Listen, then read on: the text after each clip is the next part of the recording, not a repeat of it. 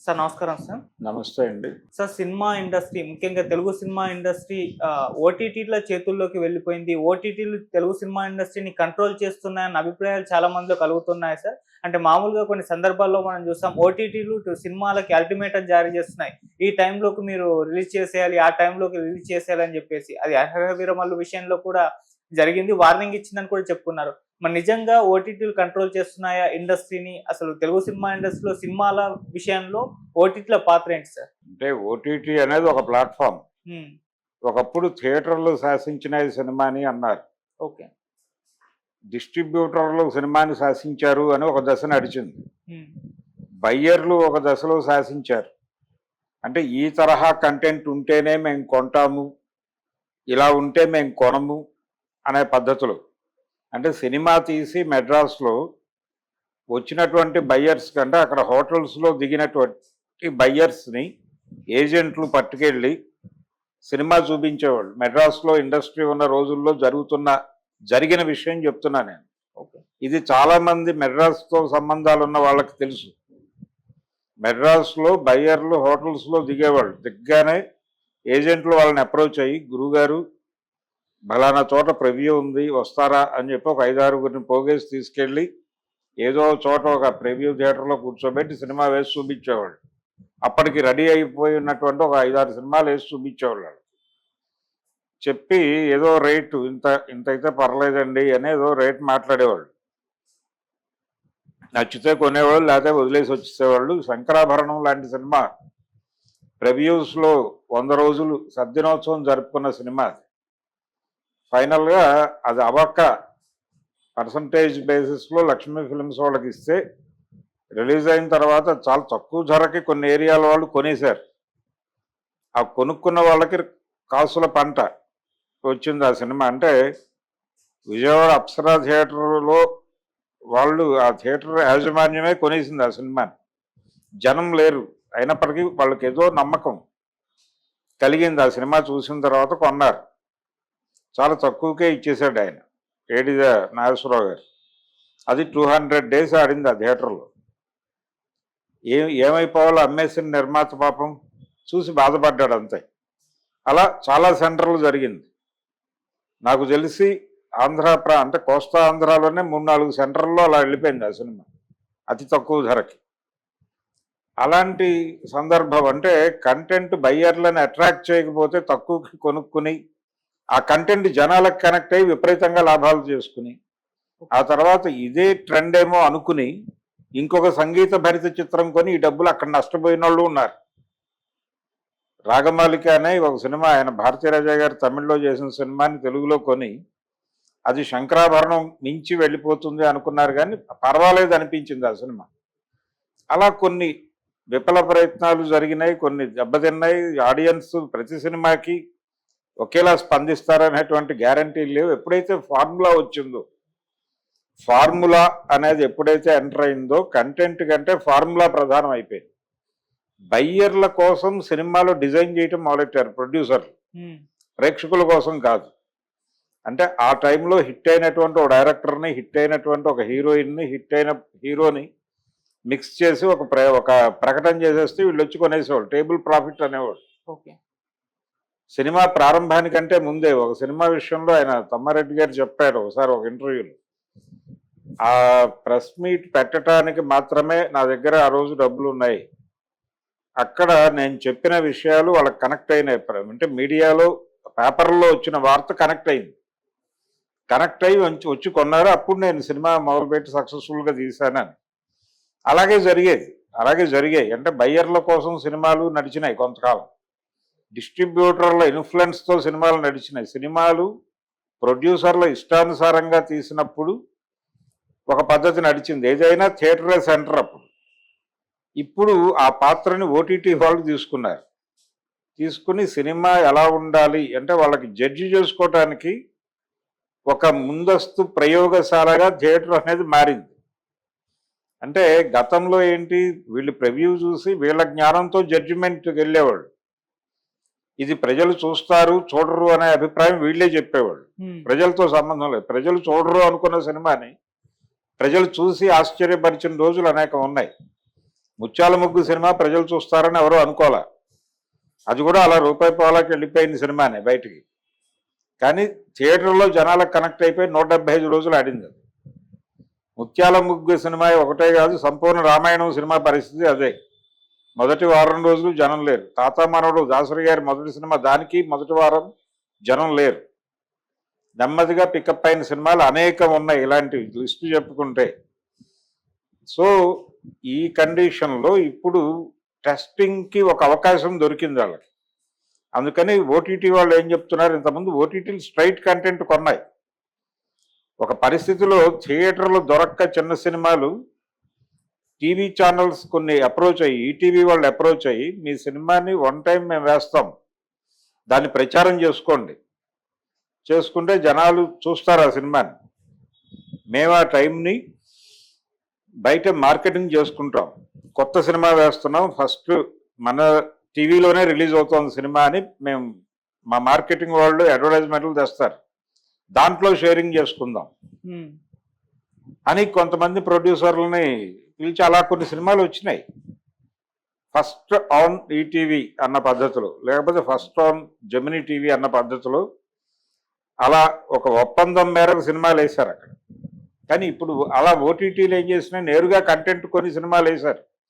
ఇప్పుడు నారప్ప సినిమా వెంకటేష్ గారిది ఓటీటీలోనే కదా రిలీజ్ అయింది, థియేటర్లో కాదు కాదు. అలాగే నాని సుధీర్ బాబు నటించినటువంటి ఇంద్రగంటి మోహన్ కృష్ణ గారి సినిమా ఒకటి కూడా ఓటీటీలోనే రిలీజ్ అయింది. అంటే అప్పటి వాతావరణం థియేటర్లకి వైద్యపరంగా జనాలు వస్తారా రారా అంటే, జనం గుమిగూడితే కరోనా వస్తుంది అని అభిప్రాయం, జనాలు నలుగురు ఒక్క చోట చేరడానికి భయపడిన సందర్భం అది. ఆ సందర్భంలో థియేటర్ల మనుగడ కష్టమేమో అనుకున్నారు, కానీ అనుకుని ఓటీటీకి వెళ్ళిపోయారు. ఎప్పుడైతే ఓటీటీలకు రష్ మొదలైందో ఓటీటీ అనేది ప్రత్యామ్నాయం అని జనాలకు అర్థమైపోయింది. థియేటర్ బదులు ఓటీటీ అనేది వచ్చింది, అది మన ఫోన్లోకి వచ్చింది. సినిమా చూడాలంటే థియేటర్కి వెళ్ళాలి, ఇది వరకు సైకిల్ వేసుకుని. ఇప్పుడు అక్కర్లేదు, ఇంట్లో కూర్చుని ఫోన్లో డబ్బులు వేస్తే సినిమా వచ్చేస్తుంది, కడుపులో చల్ల కదలకుండా ఏదో చెట్టు కింద కూర్చుని సినిమా చూడొచ్చు అనే వాతావరణానికి జనాలు ఎక్స్పోజ్ అయ్యారు.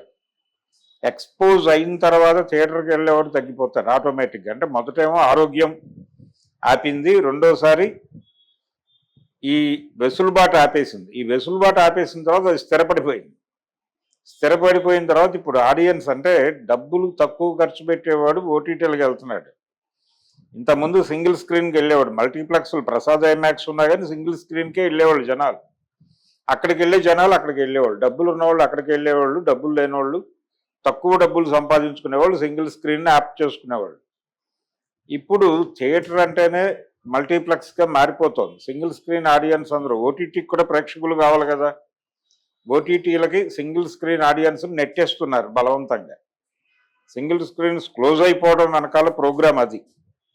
అవన్నీ కూడా ఒకప్పుడు ఆ థియేటర్లు, అంటే ఈ మధ్య ఒక థియేటర్ యజమాని అన్నాడు, మా థియేటరు కాస్ట్ అంటే గజం 8 లక్షలు 15 లక్షలు ఉన్నటువంటి ఏరియాల్లో మా థియేటర్లు ఉన్నాయి, అంతకంటే ఎక్కువ కూడా ఉన్నాయి. ఒక్కొక్క థియేటర్ 35 కోట్లు విలువ చేసే థియేటర్లు ఉన్నాయి మాకు. మేము వచ్చి ఇక్కడ 1 కోటి 2 కోట్లతో సినిమాలు తీసిన వాడి దగ్గర చేతులు కట్టుకుని, అయ్యా మీ సినిమా మా థియేటర్లో వేస్తారా అని అడుక్కోవాల్సిన పరిస్థితి ఏంటి మాకు, అది కనీసం కూర్చోమని కూడా అండు అని ఒక థియేటర్ యజమాని పర్సనల్గా నాతో అన్నమాట అది. ఓకే. సో సింగిల్ స్క్రీన్స్ అనేవి ఇది వైబుల్ కాదు, మూసేద్దాం అనే పరిస్థితికి వెళ్ళిపోయారు. వెళ్ళిపోయిన తర్వాత ఆడియన్స్ అనివార్యంగా ఇటు వెళ్ళిపోతారు, మల్టీప్లెక్స్కి వెళ్ళరు. మల్టీప్లెక్స్ అనేది ఒక లిట్మస్ టెస్ట్గా మారిపోయింది. అంటే సినిమా వేస్తున్నారు, జనాలు చూసి ఒపీనియన్ షేర్ చేసుకుంటున్నారు, ఈ ఒపీనియన్ చదువుతున్నారు అందరూ. మల్టీప్లెక్స్కి వెళ్ళని ఆడియన్స్ కూడా ఆ ఒపీనియన్ చదువుతున్నాడు ఏదో ప్లాట్ఫామ్ మీద, చదివి ఒక ఒపీనియన్ బిల్డ్ చేసుకుని ఆ సినిమా ఓటీటీలోకి వచ్చినప్పుడు చూస్తున్నారు. ఈ పరిస్థితికి వెళ్ళిపోయిన తర్వాత ఓటీటీ అనుమతి లేకుండా సినిమాలు ఎలా వస్తాయి? ఇంకా ఒకప్పుడు డిస్ట్రిబ్యూటర్ అనుమతి లేకుండా డిస్ట్రిబ్యూటర్ డిసైడ్ చేసేవాడు దాని ఫేటు దాని డేటు. ఇప్పుడు దాని ఫేటు డేటు ఓటీటీలు డిసైడ్ చేస్తున్నాయి. ఆ పరిస్థితి అనివార్యం.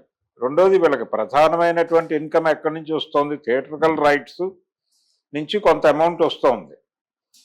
అలాగే ప్రీ రిలీజ్ ఈవెంట్లు అమ్ముకోవటం, సినిమా మీద ఈవెంట్లు చేసి ఆ ఈవెంట్ల హక్కులు అమ్ముకోవటం ద్వారా కొంత డబ్బులు జనరేట్ చేసుకుంటున్నారు.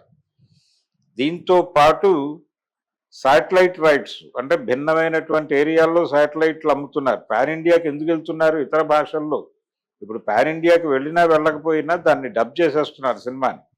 ఒక థియేటర్కల్ రిలీజ్కి పాన్ ఇండియాలో వెళ్ళకపోయినా ఈ మధ్య నాని గారి సినిమా అదే చేశారు. ఓటీటీలో పాన్ ఇండియా చేశారు, థియేటర్కల్ రిలీజ్కి వెళ్ళా వాళ్ళు. అదే పద్ధతిలో శాటిలైట్ రైట్స్ కూడా చేస్తున్నారు అదే పని.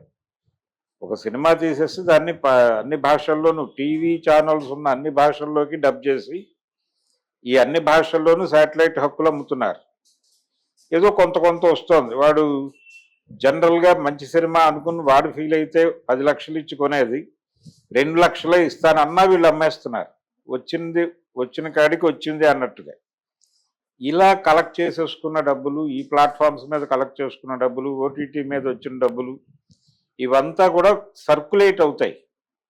ఈ సర్క్యులేషన్ కోసం సినిమాలు తీస్తున్నారు కొంతమంది. సినిమా వైబుల్ అయిపోయి గతంలో లాగా సినిమా అనేది పెద్ద లాభసాటి కాదు, కేవలం 10% లోపే సక్సెస్ రేట్ ఉన్నటువంటి ఇండస్ట్రీ మాదని చెప్తారు వాళ్ళు. అయినా సినిమాలు తీస్తూనే ఉన్నారు. ఎందుకు తీస్తున్నారంటే ఈ రొటేషన్ కోసం. కొత్త కొత్త వాళ్ళు వచ్చి ఎక్స్ప్లోర్ చేస్తున్నారు, కొత్త కొత్త కథలు తీస్తున్నారు. ఒక దశలో ఫైల్స్ పట్టుకుని ఓటీటీ దగ్గర తిరిగేవాళ్ళు. ఇప్పుడు సినిమా తీసి థియేటర్లో రిలీజ్ చేసి దానికి పాజిటివ్ రివ్యూస్ వస్తే ఓటీటీ వాడు అట్రాక్ట్ అవుతున్నాడు. ఆ పాజిటివ్ రివ్యూస్ వచ్చిన సినిమాని వాళ్ళు ఏం చేస్తున్నారు, టికెటింగ్ సిస్టమ్ అని పెట్టి పెడుతున్నారు. అంటే ఎవరెవరైతే దాన్ని 100 రూపాయలు అంత పెట్టి కొని చూస్తారో ఆ చూసిన దానిలో షేరింగ్, ఆ షేరింగ్ మీద సినిమాలు వేసేస్తున్నారు ఇప్పుడు ఓటీటీల్లో.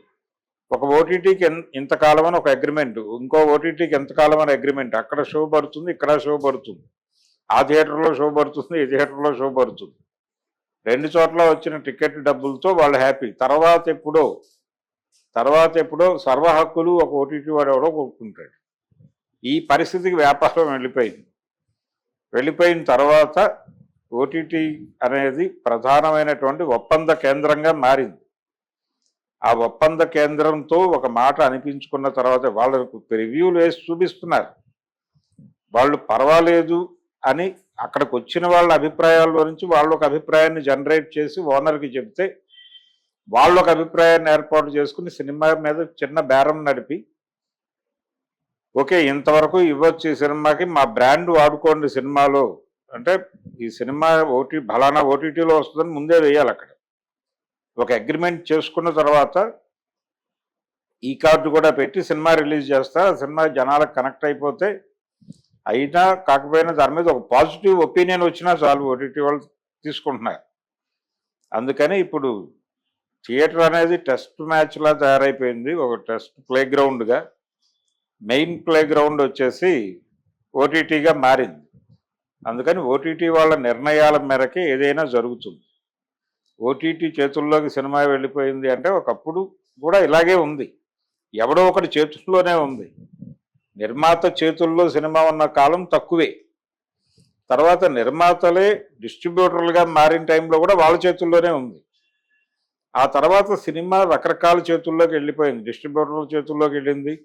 ఇప్పుడు దాసరి నారాయణరావు గారు సినిమా తీయాలి అనుకున్నప్పుడు ఆయన్ని రాఘవ గారు తీసుకెళ్లి విజయవాడ నవభారత్ బాబురావు గారి ముందు కూర్చోబెట్టి కథ చెప్పించాడు. ఆయన కథ విని కథ బాగుంది, కథ తీసేసుకుని ఆ కుర్రాన్ని పంపించి కేఎస్ ప్రకాశ్రావు గారితో తీసుకో అని చెప్పాడు. దానికి ఓకే చెప్పుంటే ఏమైపోయాడు దాసరి నారాయణరావు గారు, కథా రచయితగా మిగిలేవాడు. అప్పటికే కథా రచయిత, ఒక రచయితగా మిగిలేవాడు, డైరెక్టర్ అయ్యేవాడు కాకపోయి ఉండొచ్చు. కానీ ఇంకొక డిస్ట్రిబ్యూటర్ శాశ్వతరావు గారు ఓకే చేయటం వల్ల ఆయన డైరెక్టర్ అయ్యాడు, తారక రామారావు. అలా వాళ్ళు రాజ్యం చేసిన రోజులు ఉన్నాయి. ఆ తర్వాత బయ్యర్స్ రాజ్యం చేసిన రోజులు ఉన్నాయి, బయ్యర్స్ డిసైడ్ చేసి డిక్టేట్ చేసిన రోజులు ఉన్నాయి. ఎవరో ప్రొడ్యూసర్ ఏదో బలానా హీరోతో సినిమా తీయాలనుకుంటున్నారంటే 4 బయ్యర్స్ ఓ చోట కూర్చుని ఎందుకు అతనితో పెద్దగా జనం చూడట్లేదు, మీరు అదొక వదిలేసేయండి, ఇప్పుడు కొత్తగా బలానా హీరోని చూస్తున్నారు జనాలు, అతన్ని పెట్టి తీసేయండి, అతన్ని పెట్టండి, తక్కువ డబ్బుల్లో పని అయిపోతుంది, మీకు ఎక్కువ డబ్బులు వస్తాయి మేము కొంటాం కదా, మీరు అతనితో అనౌన్స్మెంట్ చేయండి, అడ్వాన్సులు ఇస్తాం అని హీరోలని బయ్యర్లు ప్రమోట్ చేసిన రోజులు కూడా ఉన్నాయి చిరంజీవి లాంటి వాళ్ళు.